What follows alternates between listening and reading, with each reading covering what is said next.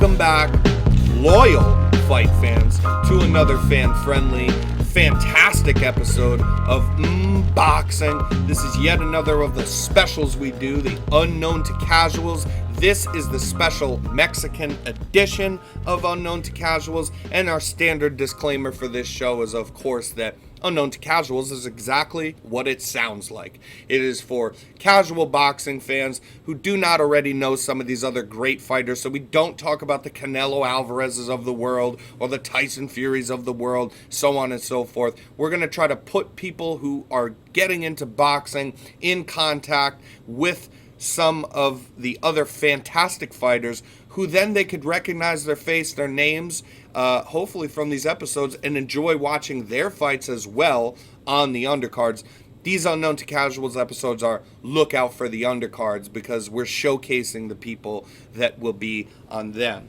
Thumbs up for the video always helps me and any of your favorite YouTube channels. Of course, sharing the content around and commenting down below is something I always enjoy, especially if it's actually questions or takes on boxing and not just so much virtue seeking through the backs of actual fighters that you like. But let's start off first and foremost. Luis Nery, 35-1. Luis Esteban Nery Hernandez. So this is the Mexican edition. These guys are going to have like about 17 names, but we love our Mexican boxers, so therefore we are showcasing them here. Currently suspended by the California State Athletic Commission until 8/17/23, but that is right around the corner, so I figure no better time to learn about Luis Nery. He is a professional Mexican boxer, a former 2-division world champion, having captured and held the WBC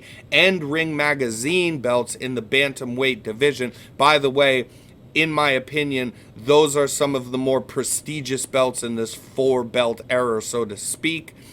So that's worth saying. And he held those belts from 2017 to 2018. He also had the WBC Super Bantamweight title from 2020 to 2021. At one point, Luis Nery was such a force in the bantamweight weight class that he was considered a boogeyman and possibly one of the next big things in boxing, literally, if you guys had missed that era not so many years ago for Luis Nery. His victories over Jesus Martinez, who was 23-1, the TKO victory over Shinsuke Yamanaka, who was 27-0. Those were impressive, but beating 31-2 Arthur Villanova and then putting a stamp on the Yamanaka victory with a second TKO of him set him in motion for a Brandon Figueroa fight, who is a name you should recognize, but there he was stopped by vicious body shots, derailing his upward trajectory, at least for the moment. He has since beaten previously undefeated Carlos Castro at 27-0, David Carmona, and Isaac Havanesian, and he is fresh off of a win over Froylan Solder, and he was 33-6-1, so no lack of good competition there in those Luis Nery wins, and he is trying to build back his name in this bantamweight weight class. And now on to our next Mexican champion, Luis Alberto Lopez, 28-2, a man who has had a very tough road to get where he is now. Lopez suffered an early career loss to Abraham Montoya via split decision. Then he went on to win 5 straight, trying to get back on track, and took an even clearer loss to Ruben Villa. But this didn't stop him from yet again working his way back to a Christian Baez fight, who at the time was 18-0. Luis Alberto Lopez won by stoppage this time, and in his very next fight was in against legit competition in Andy Vences. He was 23-1-1, and Lopez edged out a split decision win. He was an underdog for that fight.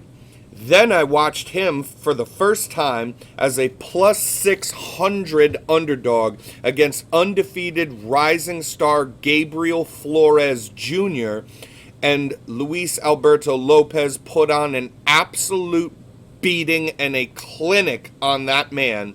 Then he beat, as an underdog yet again, 21-0-3 Isaac Lowe by vicious KO.